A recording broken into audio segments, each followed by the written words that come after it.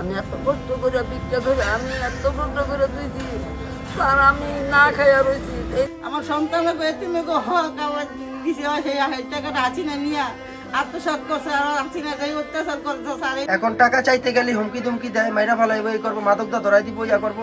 জীবনের ৭০ বছর পার করেছেন আম্বিয়া। ৩৫ বছর আগে হারিয়েছেন স্বামীকে। একমাত্র সন্তানটিও মানসিক ভারসাম্যহীন। শরীর না চললেও পেটের তাগিদে হাত পেতে ভিক্ষা করেন তিনি। সেই ভিক্ষার ৫-১০ টাকা জমিয়ে ১.৫ লাখ টাকা রেখেছিলেন মায়ের ছায়া নামের এক সমবায় সমিতিতে, জীবনের শেষ সম্বল দিয়ে একখানা মাথা গোজার ঘরের আশায়। কিন্তু মাস ঘুরতেই সমিতি উধাও, জমানো টাকা হারিয়ে দিশেহারা আম্বিয়া। স্যার দয়া করতে স্যার, আমি জানি না স্যার, আমাদের হারিয়ে ডাকিয়ে দেয় কোথায়।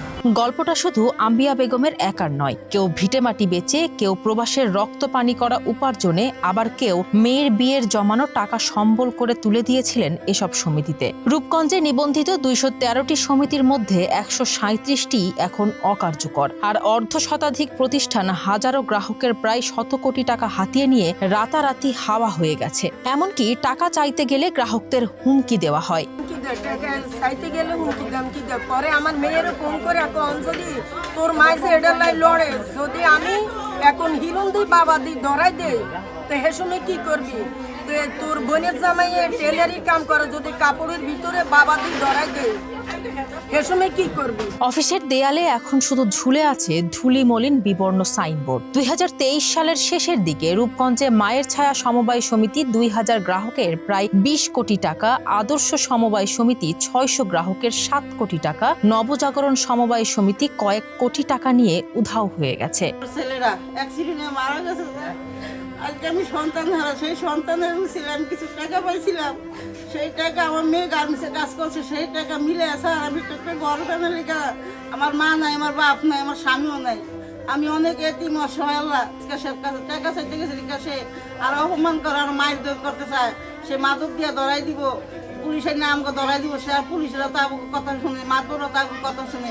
জীবনের শেষ সম্বলটুকু হারিয়ে দিশেহারা হয়ে পড়েছে সাধারণ মানুষ। বছরের পর বছর মামলা ও অভিযোগ দিয়েও মেলেনি সুরাহা।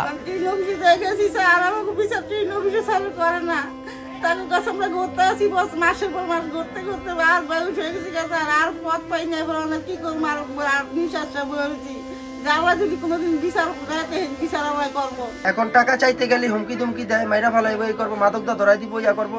আমরা তাদের কাছে বিশ্বাস করে রাখছি, তারা বলছে যে না আমাদেরকে টাকা দিব। এখন টাকা চাইতে গেলে হুমকি দুমকি দেয়, সংসারের নেগা ওই বললাম মাইরা ফালানোর হুমকিও দেয়। এদিকে সমবায় অফিসের দাবি, অভিযোগ পেলেই তারা তদন্ত করে ব্যবস্থা নিচ্ছেন, তবে সুরাহার কোনো লক্ষণ নেই। যখন এমন কোনো বিষয় ঘটে যে কোনো সমিতি আমানতকারীদের আমানত ফেরত দিতে পারতেছে না, তখন আমরা ওখানে সমবায় আইন ও বিধি অনুযায়ী তদন্তের ব্যবস্থা করা হয়, এবং তদন্তে যারা দোষী সাব্যস্ত হয় তাদের বিরুদ্ধে আইনানুগ ব্যবস্থা গ্রহণ করার জন্য ব্যবস্থা নেওয়া হয়।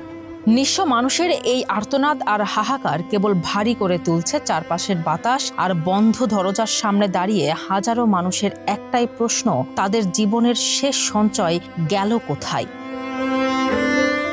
রূপগঞ্জ থেকে রাশিদুল ইসলামের পাঠানো তথ্য ও চিত্রে ফারজানা হাসিন, মানবকণ্ঠ।